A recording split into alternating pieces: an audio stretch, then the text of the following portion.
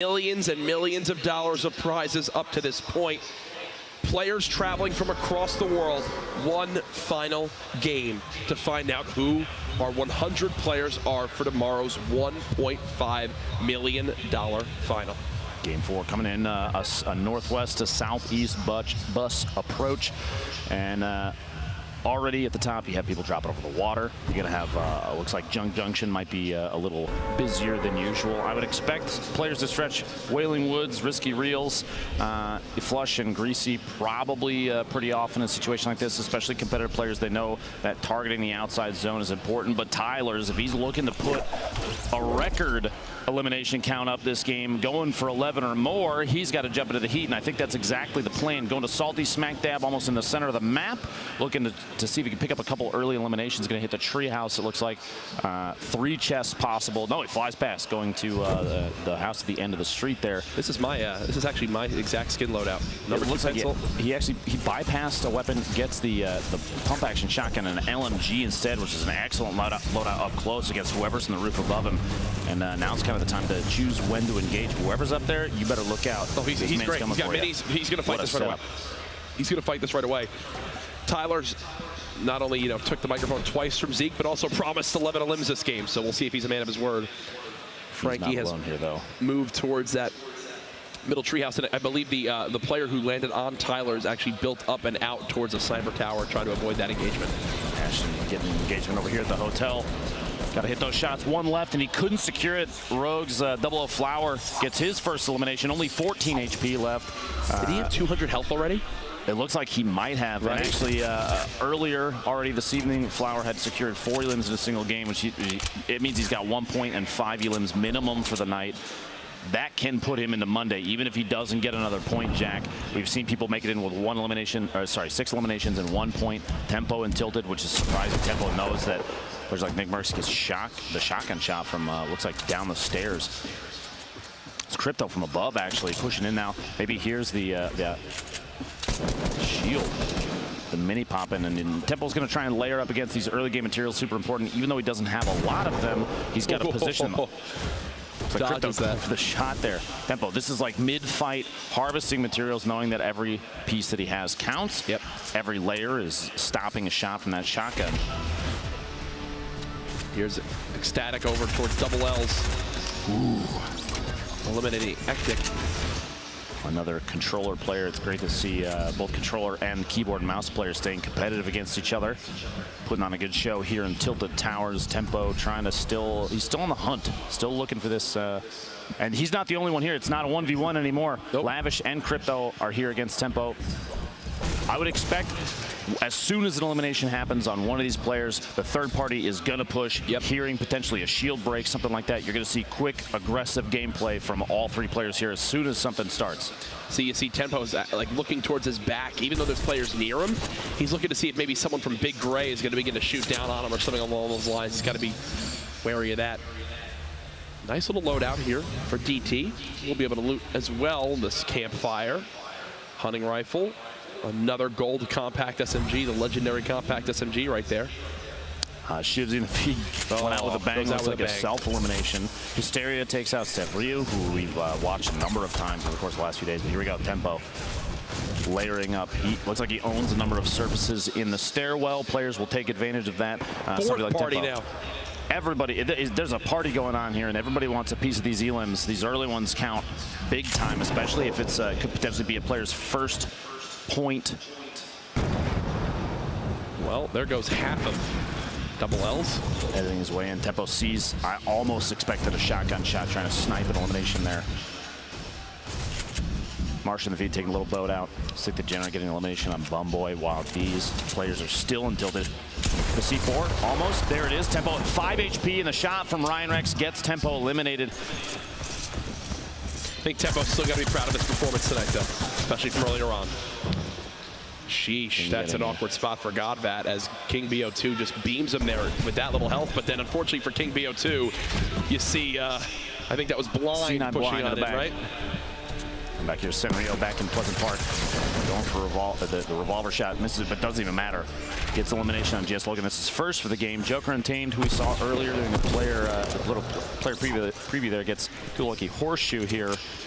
Southwest, this is that pair of double buildings southwest of retail. That's 2 elims for him. 1 elimination gives him a point. 1 more there. Posey says, I heard the fight. I'm on my way in, and this is a perfect example of third-partying the sound cues. People will hear it, and actually maybe not. He was still smacking materials on the way in. Joker Untamed might have caught him off guard. He's going for this, and he has no idea just how much health Posey has. Posey's...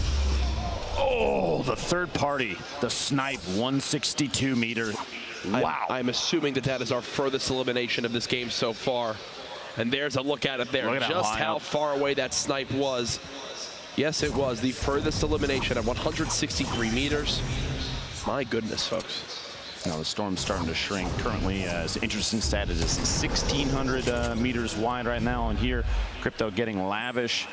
These players have been fighting it out here for quite a while. And Ecstatic still alive as well. 1v1 here. You got to look out for a peek around the corner. People will third person and use the camera angle to watch for pushes, watch for a time to pop out. I think he place the campfire inside. He's going to move inside and kind of wall it off so that he can take advantage of it. Crypto's above it. He's got to hear it. Yeah. I mean, Crypto knows exactly where Ecstatic is, and potentially choosing when the push is going to be much easier now, the angle at which he can come from, because he knows Crypto might be right here. Oh. Almost expected it to peek that shot and catch Ecstatic off guard. Crypto's actually, he's looping around the outside. You know they're listening to each other the entire time, though. The trap going down 2 different seconds. Crypto actually in the feed there gets Ecstatic with the pistol, the fight we were just watching. But over here, the west side, the factory is by Lonely Lodge. The Kiski building on up, dropping down, has a ton of materials, but not much ammo to use. This is one of those fights where the currency you're looking for is extra ammo for your next engagements. Continuing to break on in, gets control of the pyramid, but I don't think anyone's even in that 1x1 anymore. Yeah, that guy's been long gone. He moved to the build just behind him, and he's actually just going to give this one up. Will Sloth shoot him in the back now? I almost expected it, potentially hearing the moved out. Yeah, he just like leaves him. Sauce gets a couple taps. The gray SMG from distance doesn't really have anything. I mean, tab firing maybe with the AR is a better option here, because the SMG is not nearly as accurate. First shot accuracy with an AR at that range is going to be superior, but he was just looking to spray a bit to see if he could get any damage on him. Maybe even a method of shield checking, see if his opponent is weak enough that under 100, there it is. Turns around as Nikiski dropping down, but the third party coming in. The shots from the hill on Tilted, which is exactly what Nikiski was looking at pushing towards. Nikiski, Divine's teammate, eliminated there, and Sloss has 2 elims. This was King against Blind. Blind just drops on in, and 2 quick crits from that tack shotgun will send him home. Here's Tyler's from last game, promised 11 elims in that interview.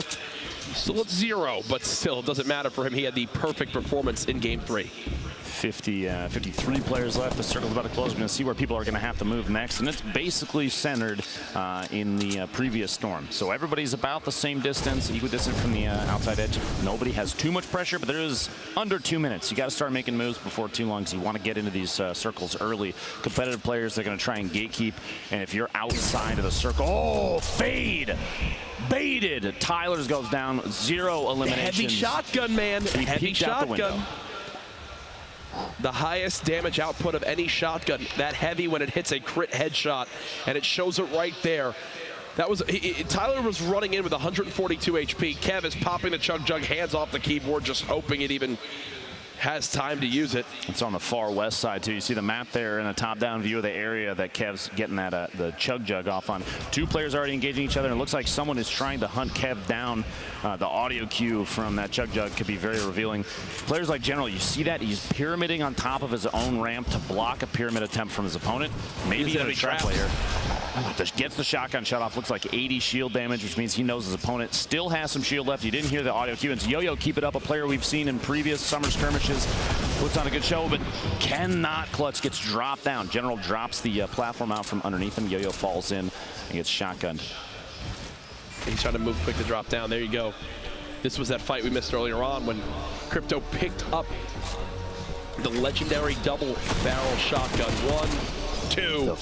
The nice little swap to the pistol. That rare pistol is quite good when the bullets connect. Here's Kyle over on in crates just above retail. looking for whatever he can get. The epic assault rifle, quite good. Absolutely shreds, and the drum gun as well. Swapping between two spray weapons. You see all the builds coming on in, denying any bit of high ground he can. Now he'll try to match the build himself. Follows it on up. Joshua just below. Definitely a health advantage here for Kyle. Seems like he's having trouble spotting exactly where he is.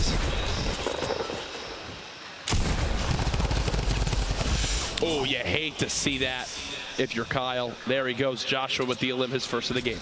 Now you see the board here, 6 players currently with 3+ eliminations. Actually just went up 7. DT, Sakairos, and Marsha, the only one still alive though. So you've got 4 players that have earned themselves a single point, plus those elims, which can mean all the difference for tiebreakers. We still have 3 alive that can keep pushing the elimination count, go for more points. Only 2 more eliminations separate them from 2 points, and that we've seen the last 2 days has been enough to push them into Monday's grand finals. Diabolic falling down this hill. Look at the zone at his back. Time is against him as he's going to have to move on in. Knows there's one player in this broken house. Speedy peaks. Nearly gets a haircut there from the player. He's going to keep on moving. Keep placing these walls. Damage yet either. 100 still in the feed. Blind goes down to Rex. And Blind this game did not have enough elims to get a point. Not high enough rank to get a point, so no points from this game for Blind. As previously we were watching Joshua versus one on the backside of the wall here. We were hoping, I guarantee you, Kyle was beating himself up. There's a level of inaccuracy there. The spray from the SMG just didn't connect enough. His tracking was not very good in that fight, and that's what cost him the grenades. Sakairos trying to outbuild it, trying to stay alive. Not many mats left to his name. 3 limbs so far, so 1 point earned, but now he's getting shot from multiple areas, down to 5 HP. I think the end is near here, Lupo. If he clutches this, no. He almost used the rift to go. Oh my gosh. Opted not to because the shot stopped. He's going to get bandages off. Nope, he heard more shots come in. A layer got knocked out, and that's a good call. I'm actually extremely impressed at the hesitation on using the rift to go because he was trying to hold on to that. It's such a powerful item to have late game. You can reset an engagement that you are at a big disadvantage in by just getting up on top of everybody. But he has to take advantage, box himself in, and I'm going to be honest with you, this is an extremely obvious location. Those walls don't belong. I mean, they don't belong to the... what gives it away? Exactly. That they're building, that they're not obviously the same structure. There's a lot going that's not good for him right now. If somebody watched him move in there, they're going to take shots. Yeah. I don't feel like very often you'd see a player box themselves in something like that because it's very telltale. Look at everyone outside this next zone. There's going to be a lot of people coming in. Everybody that's inside the current zone down there in the south. I wouldn't be surprised if I saw maybe one of those players, the 4, the top side, move north and try and build up, or even that northwest, whoever that is in the northwest, start gatekeeping. You're going to have a lot of people coming in, definitely from Salty. It's a very popular spot. Plus, everybody from the west side of the map, they had to push across the river. They're going to have taken each other out. They're in a prime position to get Kevin Hysteria. Kev trying to build on up. Hysteria had much lower health, but that's not the case anymore. Hysteria, 3 eliminations. And the sigh of relief, it seems, from him as he lives to see another day. Gone nearby as well. Kyle looking to push his engagement. I think he thinks Hysteria is very weak, but little does he know, Hysteria was basically gifted a med kit. He's still got some shields left. I think that this is Hysteria's fight to take as well.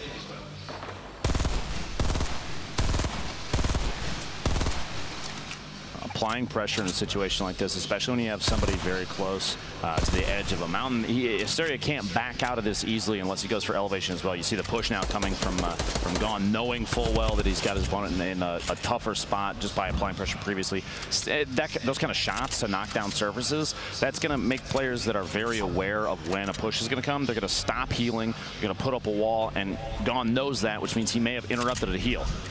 The aggression, it's absolutely perfect time, but Hysteria going for a play there, trying to get him on YouTube and jumping up above the bounce pad to get elevation. A great play. 41 damage, no shield remaining. He's going to go for it. Another one, the shot's midair and gets the elimination on Gone. Beautifully done by Hysteria, his 4th elimination of the game. And he's going to go ahead and drop on into the low gravity zone. Ooh, that clinger lands right behind 42 MZ. The clingers aren't being stacked, so, you know, structures. He's able to get out with his life. MZ with the heavy sniper rifle. Remember, that does 1,100 damage to into a wall, so it instantly destroys anything metal, brick, wood. He's made into the zone, though, so I think he's pretty content with where he is right now. No. No. Do it. Oh. Almost. This player. Now, I'm curious if 42 realizes there are a number of players underneath him. There are actually 2 underneath him in the tower. And he wasn't even paying attention to that. He was watching the third party, which I don't blame him. The people underneath, unless they start smacking out the materials underneath him to drop him down, he doesn't really have to worry about him too much. This low grab zone, I'm going to be honest with you, I would avoid that entirely unless you were forced into it, because those jumps, you float so much that if any player, especially 42, he's got this heavy sniper, a body shot midair for a player with really good accuracy. It's easy to track when someone's floating like that. 42 just sitting above, still at one a limb. Don't know exactly where he stands in the standings. Really have to force a fight, maybe go for these couple limbs to get a point on the board. Now, Bearded, DT both have 3 eliminations. That's a point apiece. And Asteria actually right now with the most in this match at 4. But nobody's got the 5 yet. 5 would get him to 2 eliminations, or 2 points. My apologies. There's that heavy being used. He cuts down that wall instantly. Almost had a chance to get a free point of damage on, but I do have to give some props to Asteria. You know, playing every single day so far this week. Not getting frustrated. Goes for the quick scope. Doesn't actually happen. Can't follow it up, and now there's the third party as well. He's just going to get close and potentially dive on in. He's playing just to be on the edge of the zone again. This has been 42's strategy for the last 2 circles. Now he's officially safe. Build battle. 42. Pyramids from both sides. Hysteria on the ground, just throwing some grenades. Not much ammo left. Needs to use anything he can get to drop this player down. Can he get the 5th limb? Joda down to just, what, 30 HP and some minis. Hysteria gets control of the wall. Spray. Can he hit the shots? It doesn't appear so as of yet. Will he like to go from the top? Joda. He's trying to get an edit on the wall out, and Hysteria knows that. He's got the high ground yet again, and Hysteria fails the build, so he'll be back to the low ground. But Joda's down here again. Another shot. Joda even weaker. Hysteria trying to follow it up. This will be for the 5th limb and 2 points. He just seems, he's not building ramps. No! Still can't hit the shot. At that point when he was jumping around the left side over there, I'm surprised he didn't build a ramp to get over the top. Now, I guess at this point, I mean, if that's all he's got left. This is all the ammo he has left to use. The small ammo in the minigun. Another shield tag. Hysteria just pleading to get this a limb. Now he gets third party down to 45 HP, and you know Joda heard that. This feels almost like potentially like a loss of focus. He's so locked in on getting the 5th elimination for that 2nd point that he's and now Joda's like he forgot the build. He's getting third party now from the back, and the Storm's going to push him even more. He just got shot from the angle. He's got to move in. He's opting to go for the elimination, go for the number 5, get the 2nd point, hit the last shot, and he gets it on wheels.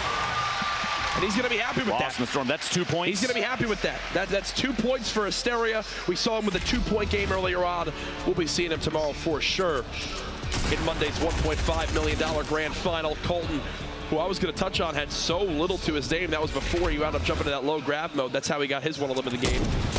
Gyre, there's the heavy, breaks the wall and tags the health. That's why it's so useful.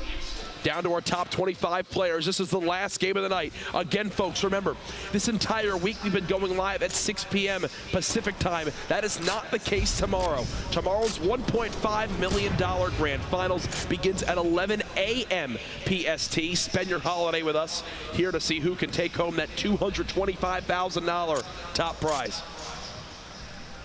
This heavy sniper's going to take a shot.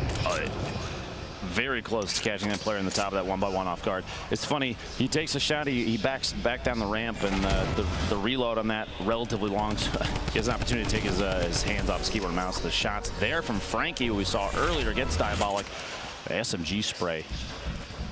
Up close, that thing is a blender. It hits so hard, and the sniper to use it. Wow, the snipe coming in, knocking the surface out. His knives is pushing across, trying to get underneath. Congrats, he got his challenge done for building structures. Wow. It's a tough one.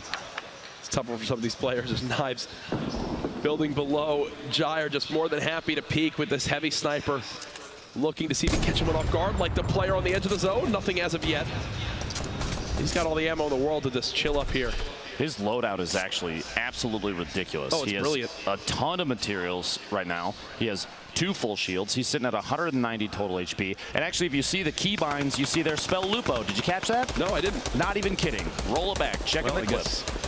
Guess he's earned himself a new fan from you, but it's been 1 minute and 30 seconds from the last limb. I believe we just had one. So yes, there it is. Loop. Oh, whoa. The build key the extra, but that's actually really funny. Prism, Nazgul, the Storm starting to push players in. This is where we get some crazy engagements. Everything kind of turns into chaos.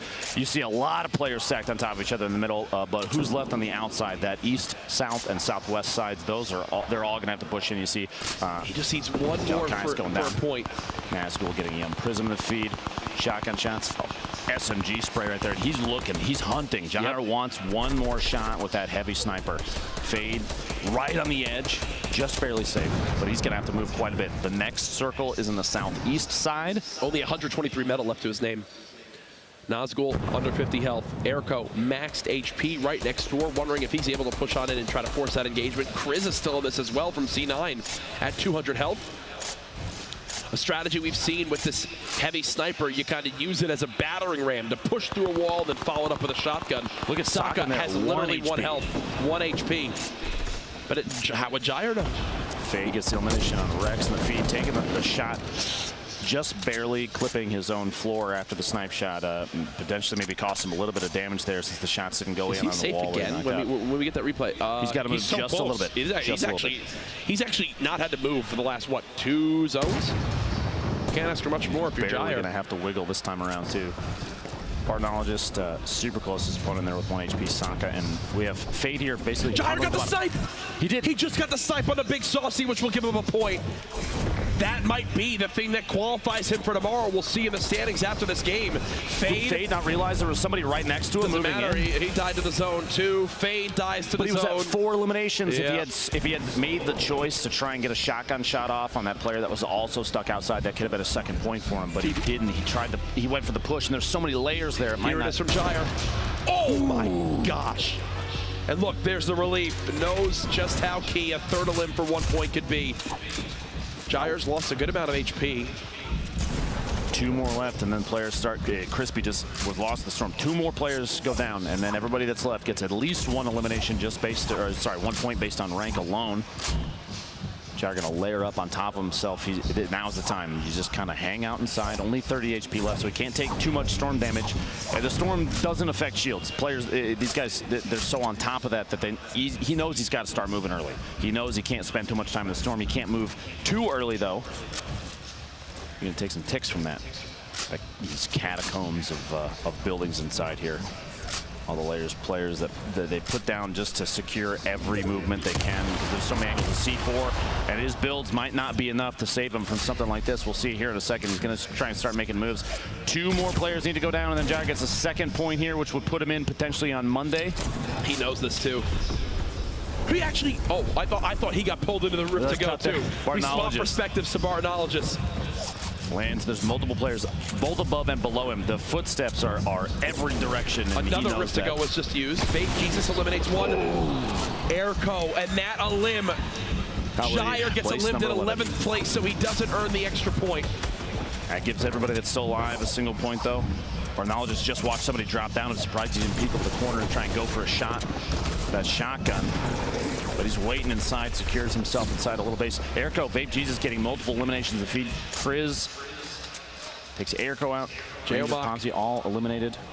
Jailmox had a quiet day so far, but this is his opportunity. A victory royale, 2 more limbs. Either of this could really just fly him up these leaderboards to join Tempo and Tifu, who we're expecting to see tomorrow.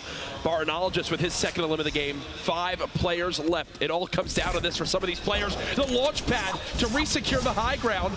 Bartnologist starts to play the low ground now as well. Looks like that's Tempo Vape Jesus who's dropping down. 3 players left. Bartnologist with another elim to knock out JP2 from LG. This gives Vape Jesus 3 points based on being 3rd place and having 3 Same elims. with Bartnologist.